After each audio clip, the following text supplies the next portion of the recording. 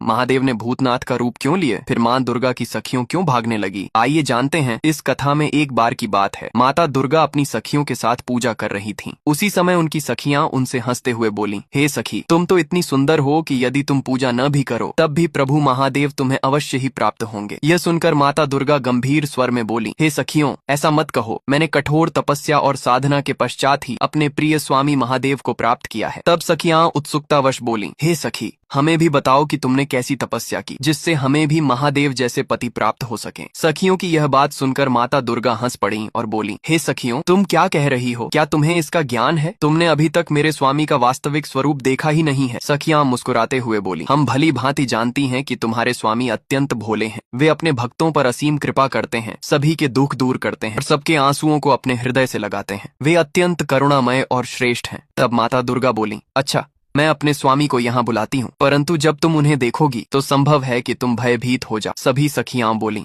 हम भी तुम्हारे साथ प्रभु महादेव का आह्वान करेंगे। इसके पश्चात सभी ने मिलकर महादेव का आह्वान किया। तभी महादेव एक भयंकर भूतनाथ के रूप में वहां प्रकट हुए। उनका विकराल रूप देखकर सभी सखियां भयभीत हो गईं और वहां से भागने लगीं। भागते हुए वे बोली, हे देवी, तुम भी यहाँ से चलो, अन्यथा यह भूतनाथ हमें खा जाएगा। तब माता दुर्गा शांत भाव से बोली, हे सखियों, तुम मुझे छोड़कर क्यों भाग रही हो? इसके बाद माता दुर्गा ने महादेव से विनम्रता पूर्वक कहा, हे स्वामी, कृपया अपना यह विकराल रूप त्याग कर अपने सौम्य स्वरूप में प्रकट हो। मेरी सखियां आपसे अत्यंत भयभीत हो रही हैं। महादेव मुस्कुराते हुए बोले, तुम्हारी सखियां अत्यंत दुर्बल हृदय की हैं। ये मेरे समान पति की कामना तो करती हैं, परंतु मेरे एक रूप को देखकर ही भय से भाग जाती हैं। यह कहकर महादेव हंसने लगे। तब माता दुर्गा ने प्रेम पूर्वक कहा, हे स्वामी, कृपया मेरी सखियों को भयभीत न करें। इसके पश्चात महादेव ने अपना सौम्य रूप धारण किया और सभी सखियों से कहा, हे सखियों, तुम दुर्गा के समान नहीं बन सकती। यह मेरे प्रत्येक रूप को अपने हृदय से स्वीकार करती है, चाहे वह सौम्य हो या विकराल। यही इसकी शक्ति और भक्ति का प्रमाण है। ये सुनकर सभी सखियां लज्जित हो गईं। वे माता दुर्गा और महादेव के चरणों में गिर पड़ीं,